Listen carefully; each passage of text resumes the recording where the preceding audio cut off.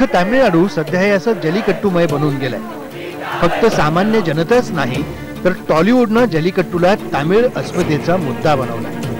आमचे सण उत्सव यात कोणीही लुडबुड करू नये असा संदेशच या आंदोलनातून देण्यात येतो। सुपरस्टार रजनीकांत, आंतरराष्ट्रीय बुद्धिबळपटू विश्वनाथन आनंद, सिने अभिनेता कमल हसन आणि संगीतकार AR रहमान, आध्यात्मिक गुरु श्री श्री रविशंकर, सद्गुरू जग्गी वासुदेव यांच्यासह सगळे आघाडीचे कलाकार जलीकट्टूवरची बंदी उठवण्यासाठी मैदानात उतरलेत।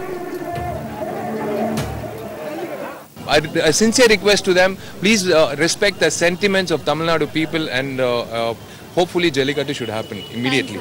तामिळनाडूत जलीकट्टू हा अस्मितेचा मुद्दा बनत असेल तर मग इकडे महाराष्ट्रातही बैलगाडा शर्यतीवरची बंदी का उठवू नये असा सवाल खासदार शिवाजीराव आढळराव पाटील यांनी केला।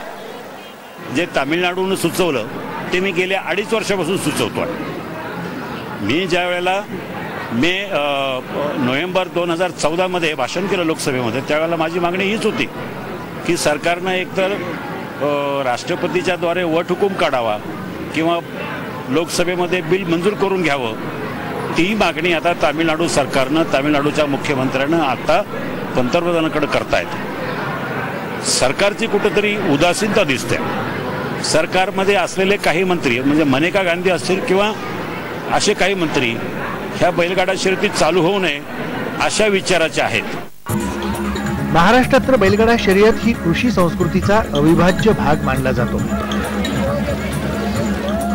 म्हणूनच मग आम्ही जल्लीकट्टूच्या निमित्तानं काही कळीचे प्रश्न उपस्थित करू इच्छितो।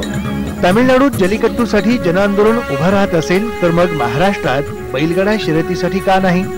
तामिळनाडू प्रमाणेच महाराष्ट्रातले दिग्गज कलाकार, खेळाडू, लेखक ठोस भूमिका का घेत नाहीत? मराठी अस्मितेच्या नावानं गळे काढणारे नेते बैलगाडा शर्यतीवर गप्प का आहेत?